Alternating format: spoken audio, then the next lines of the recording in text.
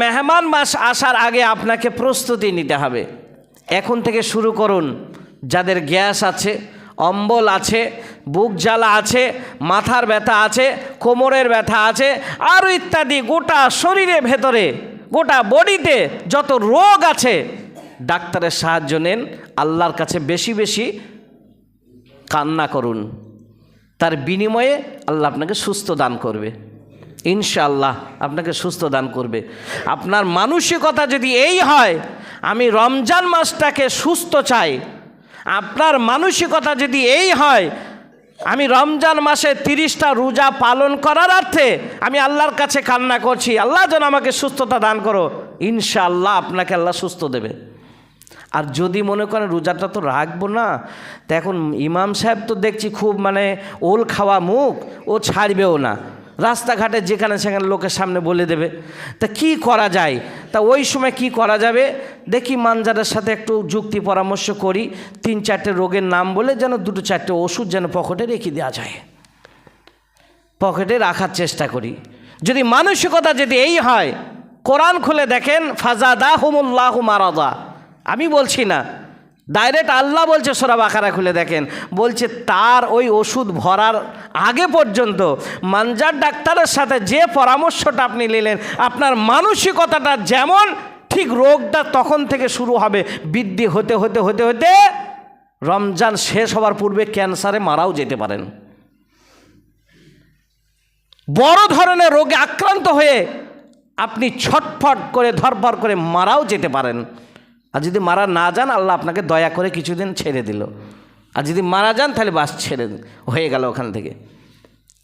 তো সেই রমজান মাস আর বেশি দেরি নেই। আজকে 26শে শাবান, তার 29শে শেষ এই মাসটা। তাহলে 26শে হিসাব করেন, 27, 28, 29, মাত্র 3টে দিন। শনি, রবি, সোম, সোমবার গত করে আপনাকে ভাত খেতে হতে পারে ইনশাআল্লাহ। খাবো আমরা সবাই, আমি জানি তো, নামাজি কোটা তো বলবি ইনশাআল্লাহ, কেন এরা তো খাবি। নাম্বার 2, এই যে রমজান মাসটা আসছে, এটা কাদের জন্য সুখবর? বলবে যারা রোজা রাখে। একবারে ডাহা মিথ্যা কথা, এটা একবারে টাটকা মিথ্যা কথা যে যারা রোজা রাখবে তাদের জন্য সুখবর। না, আমি বলছি না, রসুল বলছেন না। কে বলছেন এখানে?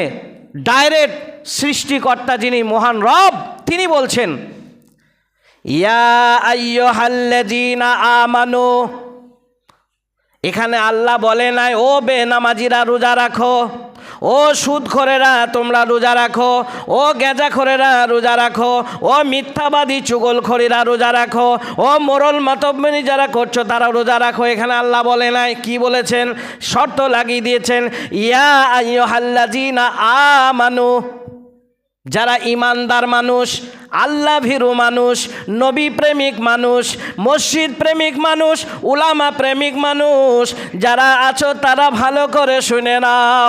ইয়া আইয়ুহাল্লাযীনা আমানু কুতিবা আলাইকুমুস সিয়াম।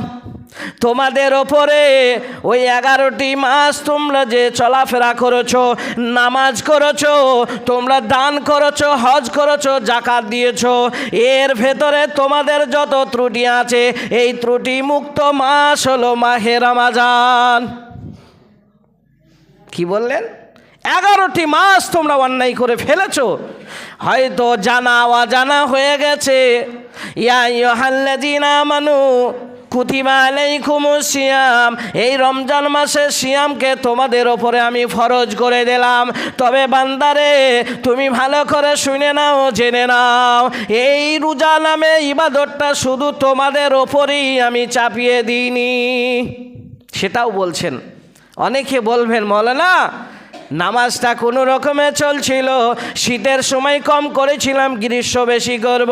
আবার হজটাও হয়তো কোনো রকমে হলো, জাকাতটা হয়তো গোপনে কিছু সেরে দিলাম, কিন্তু রোজা আমার এমন একটা কঠিন ইবাদত, এই ইবাদতটা কি আমাদের ওপরেই কি আল্লাহ দিয়েছেন? আল্লাহ জানিয়ে দিয়েছে কামা কুতিবা আলাল্লাযীনা মিন ক্বাবলিকুম লাআল্লাকুম তাত্তাকুন। ও বান্দা বান্দিরা শুনে নাও, শুধু তোমাদের ওপরেই আমি দিইনি, তোমাদের পূর্বপুরুষ মানে হযরত আদম থেকে নিয়ে হযরতে মুহাম্মদ রাসূলুল্লাহ সাল্লাল্লাহু আলাইহি ওয়াসাল্লাম পর্যন্ত যত নবী রাসূল পৃথিবীতে এসেছিলেন, প্রত্যেকটা নবী রাসূলের ওপরে এই ইবাদতটা ছিল, তবে পদ্ধতিটা একটু আলাদা ছিল।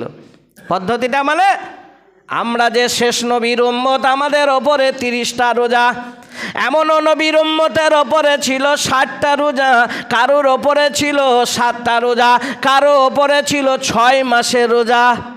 এক এক নবীর এক একটা পদ্ধতি। হযরত দাউদের ছিল 6 মাসের, মানে আজকে শুক্রবার রোজা রাখতেন, শনিবারে ছাড়তেন, আবার রবিবারে করতেন, সোমবারে ছাড়তেন, সোমবারে যদি করতেন মঙ্গলবারে ছাড়তেন, একটা দিন মানে রাখতেন, একটা দিন ছাড়তেন।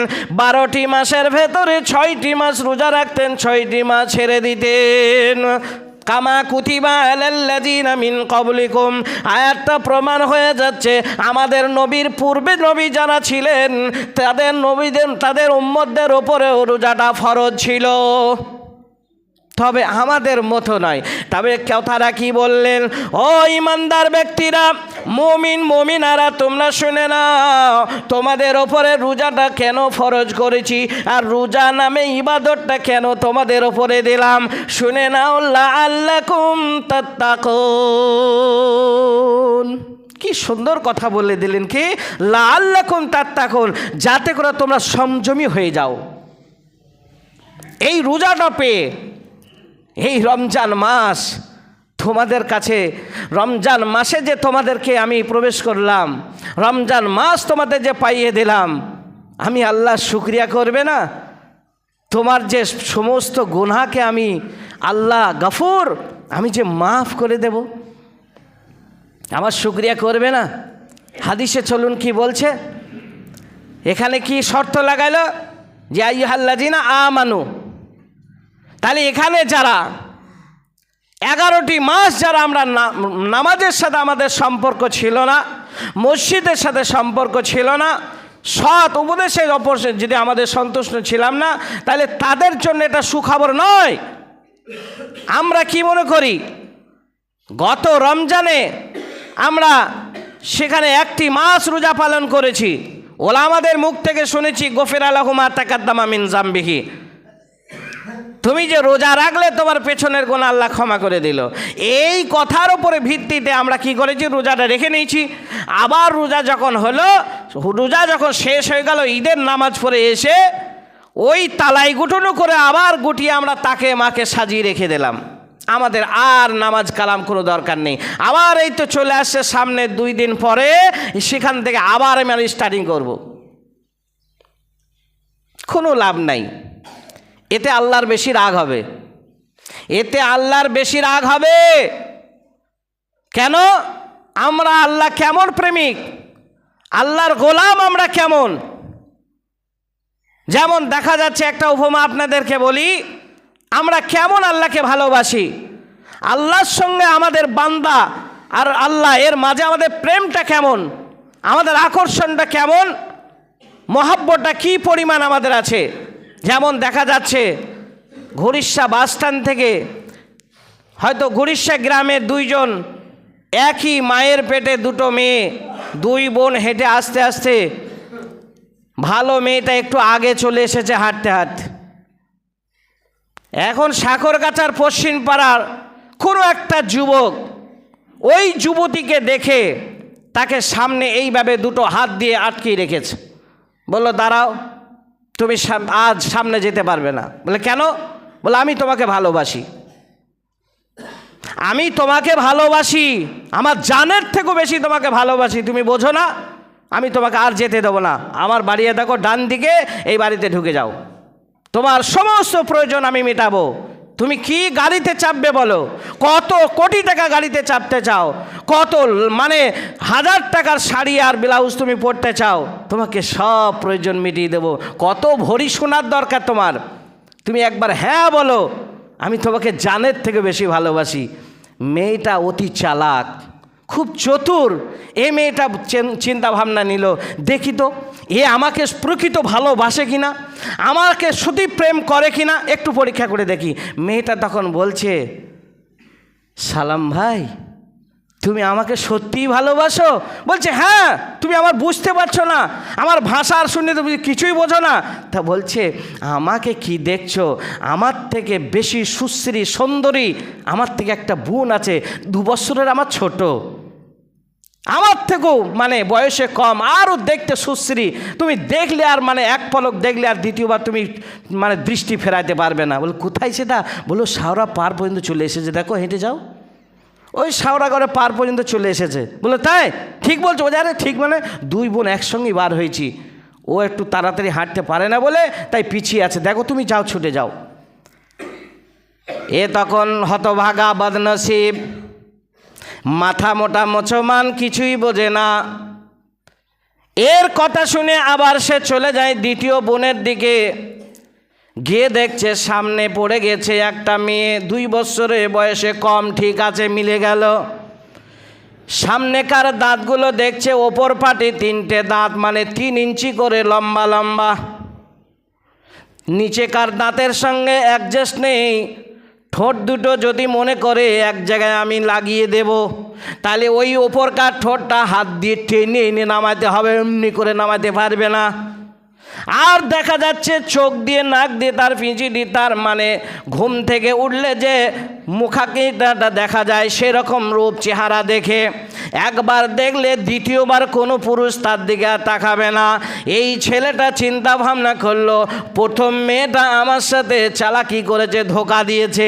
ওই ছেলেটা তখন ওকে কথা না বলে তখন বিদ্যুৎ গতিতে তখন চলে এসেছে, দেখছে বড় মসজিদের কাছে চলে গেছে, এসে তাকে আবার আটকিয়ে সামনে ধরেছে, বলছে, বোন রে, আমি তোমাকে যে জীবনের থেকেও বেশি ভালোবাসি, তুমি আমার কথা বিশ্বাস করলে না। বললো, তার মানে? বললো, আমি তোমার বোনকে ভালোবাসি না, আমি তোমাকেই ভালোবাসি। পায়ের জুতোটা খুলে তখন মুখে আপনাকে স্ট্যাম্প মেরে দেবে। বাঁদর কোথাকার, বেহুদা কোথাকার, তুই যদি আমাকে প্রকৃত যদি অন্তরে অন্তঃস্থল থেকে যদি আমাকে ভালোবাসি, তাহলে আমার কথাতে তুই আমার বোনের দিকে খবরদার ছুটতিস না। যদি আমাকেই ভালোবাসতি তাহলে আমার কথা শুনে আমার বোনের কাছে যেতি না। ভাই ও বন্ধুরা আমার, বেনামাজিদের ভালোবাসা হলো ঠিক এই রকম। মানে সামনে চলে এসেছে রমজান মাস, রমজান মাসের এত এত এত মাহাত্ম্য শোনার পরে, এত গুরুত্ব, এত কোরআন তেলাওয়াত, এত দান, এত খয়রাত, এত শোনার পরে মানুষ আর থাকতে পারে না। বলে নাকি, আল্লাহ, আমি তো তোমার প্রকৃত বান্দা, তুমি তো আমার প্রভু, তুমি আমার সমস্ত প্রয়োজন মেটানেওয়ালা, সুতরাং আল্লাহ আর জীবনে পাপ করব না। আল্লাহ, তোমাকে আমি ভালোবাসি, আমি রোজা রাখবো, নামাজ পড়বো, কোরআন তেলাওয়াত করবো, মা বাপকে ভালোবাসবো, প্রতিবেশীর সাথে সদ্ব্যবহার করব।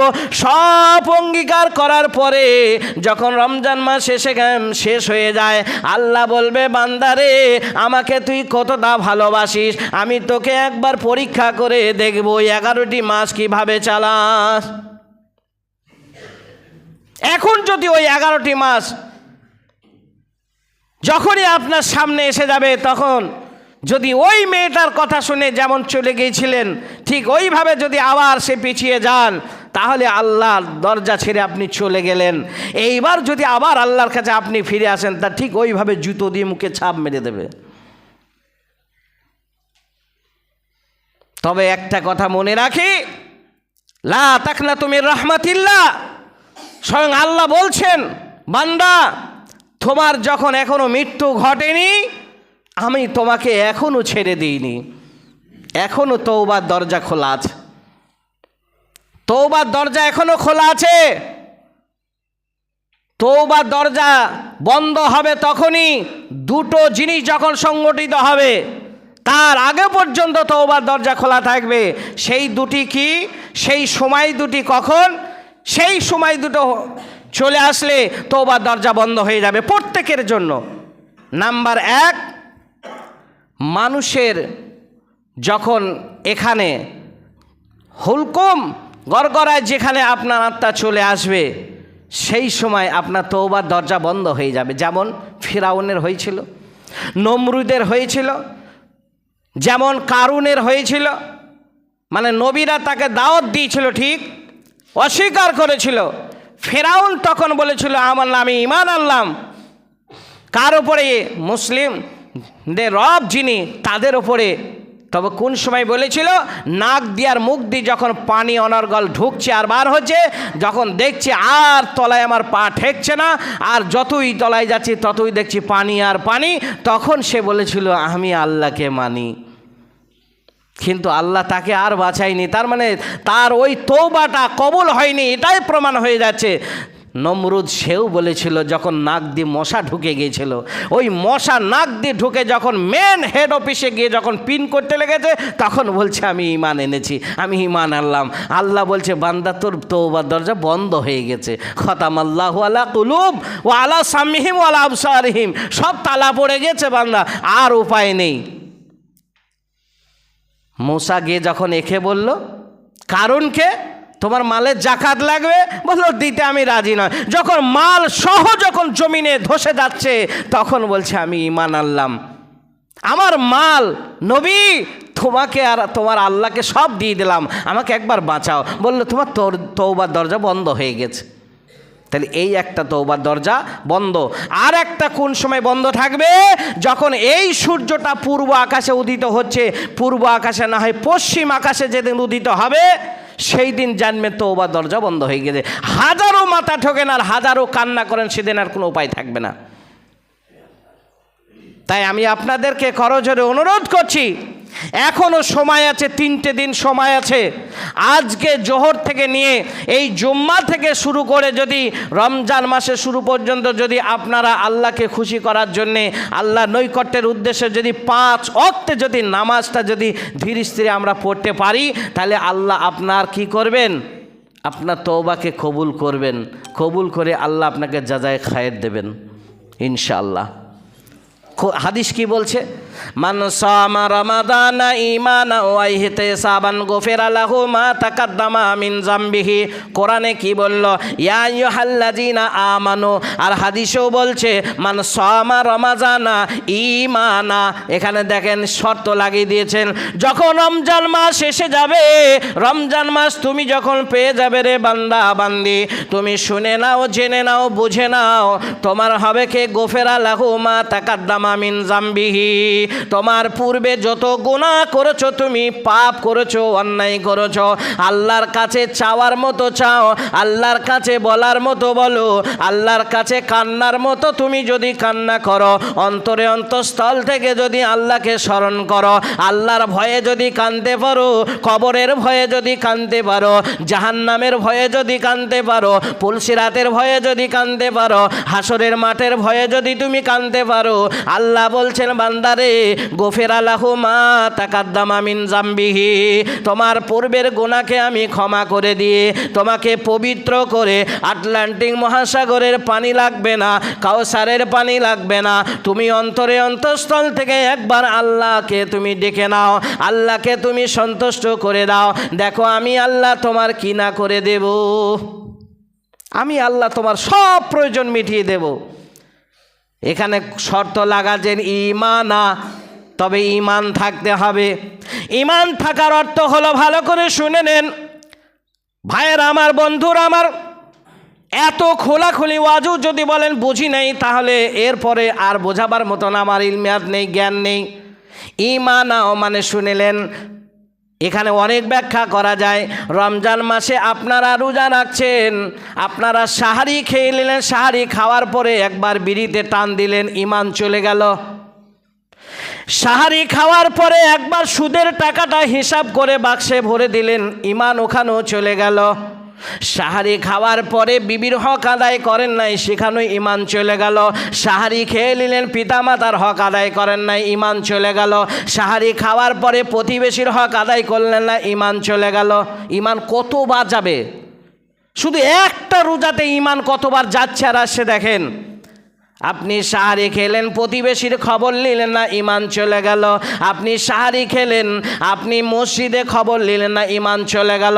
সাহারি খেলেন, এইভাবে করে যদি এক এক করে আপনি খবর না নেন, বলবেন মৌলানা সাহেব বিড়ির কথা বলেছে, কই একবার তো গুটকার কথা বলে নাই, একবার তো জর্দার কথা বলে নাই, একবার তো খৈনির কথা বলে নাই, শুধু বিড়ির কথা বলেছে।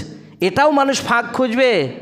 যদি এগুলা না বলতাম, না বলতে শুধু বিড়িটা বলেছে, আমি তো বিড়ি খাই না, আমি তো শুধু খৈনি আর তামাক এইসব লি চালাই। তা ভাই ও বন্ধুরা আমার, রোজার মাসে আপনি কি করছেন? রোজাও রাখছেন, সাহারি থেকে নিয়ে ইফতার পর্যন্ত ধৈর্য ধারণ করলেন। ঠিক ইফতার করে উজুটা আছেন এই ঘাটটাই আপনারা ধরাইতে পারছেন না, পকেটে করে নিয়েই চলে আসছেন। আমার ঘরে এখনো একটারা খৈনি আছে, নামটাই শুধু লেখা নেই কোন বান্দার খৈনি। কালকে আমি যখন মসজিদে ঢুকলাম রাত 10টা 10:30 বাজে, তখন দেখছি মসজিদে যেখানে উজুখানা আছে এই ডান দিকের ওখানে দেখছি কোন মাল টানতে টানতে এসেছে, এসে দেখছে নাকি ভুল হয়ে গেছে, তাই তো মসজিদে এসেছি, তো তখন মুখটা হয়তো লিভিয়ে দিতে ওখানে বিড়িটা রেখে দিয়েছে, ভেবেছে হয়তো উজুর পরে আবার এক টান দেবো, হয়তো সকালে ফেললাম বিড়িটা। একবার বার হোক সত্য কথা বলছি, বলবেন মিথ্যা, বিড়িটা মনে হয় পেছনে দেখবেন এখনও আছে, হাফ টানা হয়ে গেছে। এই তো, তাহলে মসজিদের ভেতরে নিশ্চয় হয়তো ইমাম নাই, ঘরে দেখতে পাবে না, ওই জন্য মাল টানতে টানতেই ঢুকেছে। যদি গোটা থাকতো জানতাম যে কারো পড়ে গেছে, না না না, আগুন জ্বলানোই আছে, তার মানে মাল টানতে টানতে এসেছে, দিয়ে ওখানে রেখে দিয়ে চলে গেছে। তাহলে এই তো মানুষ, আল্লাহর ভয়, আপনার আল্লাহর প্রেম, মসজিদ প্রেম কতটা আছে পরিমাণ আপনি নিজেই ওজন করে দেখে দেন। তাই ভাই ও বন্ধুরা আমার, রমজান মাসে কষ্ট করে রোজা রাখছেন, একটা মারাত্মক কথা আপনাদেরকে বলে দিই, এই কথাটা কেউ ভুলবেন না। আশা করছি সে কথাটা কি, এই সিয়াম ব্যতীত যত ইবাদত আছে, যত বান্দেগি আছে, সমস্ত ইবাদত লোক দেখানো হতে পারে, কিন্তু সিয়াম হয় না। কথাটা বুঝতে পেরেছি আমরা? নামাজ লোক দেখানো হতে পারে, রোজা হতে পারে না, এখানে হজ হতে পারে লোক দেখানো, জাকাত লোক দেখানো হতে পারে, দান লোক দেখানো হতে পারে, কলমা লোক দেখানো হতে, কিন্তু যত ইবাদত আছে তার ভেতরে একটি ইবাদত, সেটা হলো সিয়াম বা রোজা। এই সিয়াম কিন্তু লোক দেখানো হয় না। কেন? একটা প্রমাণ আপনাদেরকে দিই। সকাল থেকে মানে শুভে সাদেকে তখন আপনি সাহারি খেয়েছেন, খাওয়ার পরে আপনি মাঠে গিয়েছেন গরুর জন্য দুটো ঘাস কাটতে, কি মাঠে হয়তো আপনি ধানের জমিতে ঘাস টানতে গিয়েছেন, সেখান থেকে 2 ঘন্টা পরিশ্রম করে এসে, কিংবা হয়তো বিভিন্ন ব্যবসা বাণিজ্যে গিয়েছেন, 2 ঘন্টা 3 ঘন্টা পাড়ি দিয়ে আপনি বাড়ি ফিরেছেন, তখন দেখা যাচ্ছে আপনার বিবিকে বললেন আমি গোসলটা একটু পরে করব, আমি ঘরে একটু আরাম করছি, আমাকে কেউ ডাকবে না। এখন ঘরের দরজাটা খিল লাগিয়ে দিলেন, খিল লাগিয়ে দেওয়ার পরে ঘরের ভেতরে আপনার ফ্রিজে কি ভরা আছে? দামি দামি মিষ্টি, রসগোল্লা সেখানে করলেন, আরও হয়তো দই, মিষ্টি টক, মিষ্টি দই সেখানে ভরা রয়েছে, আর আপনার মনটা চাইছে তাই ধরে কখন সে সাহারি খেয়েছি, আমার বিবি তো ঘরে নেই, বাইরে আছে, আমার ছেলেরা কেউ নেই, নাতি নাতনি কেউ ঘরে নেই, আমি ঘরের দরজা খিল লাগিয়ে দিয়েছি, আমি একা। কিন্তু সেখানে আপনি কি খেয়ে নেন? একটা রোজাদার কি খেয়ে নিয়েছেন? খাননি, কেউ তো দেখে না, কিন্তু আপনি তো খেতে পারেন, কিন্তু আপনার বিবেক বলছে কি আমি রোজাদার, খাওয়া যাবে না। তাহলে এটা লোক দেখানি হতে পারে না, এটা লোক দেখানি হতে পারে না। তাই আপনাদেরকে বলছি, মান সামা রমাজানা ঈমানা, ঈমানি অবস্থায় যদি আপনি রোজা পালন করেন, তাহলে গোফেরা লাহু মা তাকাদ্দামা মিন জামবিহি, আপনার জীবনের গুনাহকে আল্লাহ ক্ষমা করে দেবে। খুব মারাত্মকভাবে এটা কথা শুনে রাখুন। এই রোজা অবস্থায় আবার আপনাদেরকে স্মরণ করে দিচ্ছি, রোজা কষ্ট করে রাখুন, সিয়াম পালন করুন, কিন্তু সিয়ামের ভেতরে ভেতরে ওই সাহারির পরে কিংবা ইফতারের পরে যদি 2 টান মেরে রেখে দেন, তাহলে আপনার ঈমান চলে গেল। আর ঈমান চলে যাওয়া মানে আপনার গুনাহ ক্ষমা হবে না, হবে না, হবে না। কোনো আলেমের ক্ষমতা নেই আপনাকে দলিল প্রকাশ করে দিই যে ঈমান চলে গেলে আপনার গোনা ক্ষমা হবে, এটা কেউ বলতে পারবে না।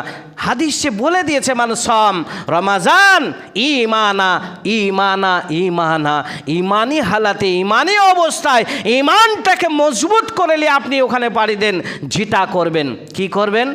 আউযু বিল্লাহি মিনাশ শাইতানির রাজিম। আপনি পড়তে জানেন না, তাই তো? যে পড়তে জানে তার পাশে বসুন, সে বলছে, আপনি মানে ধ্যানের সাথে শুনুন। বিসমিল্লাহির রহমানির রহিম, কুল হুয়াল্লাহু আহাদ আল্লাহুস সামাদ লাম ইয়ালিদ ওয়া লাম ইউলাদ ওয়া লাম ইয়াকুল লাহু কুফুয়ান আহাদ। আপনি পড়তে জানেন না, যে পড়তে জানে তার পাশে বসুন। 1/3 অংশ 3 বার পড়ুন, একবার কোরআন খতমের নেকি পাওয়া যাবে।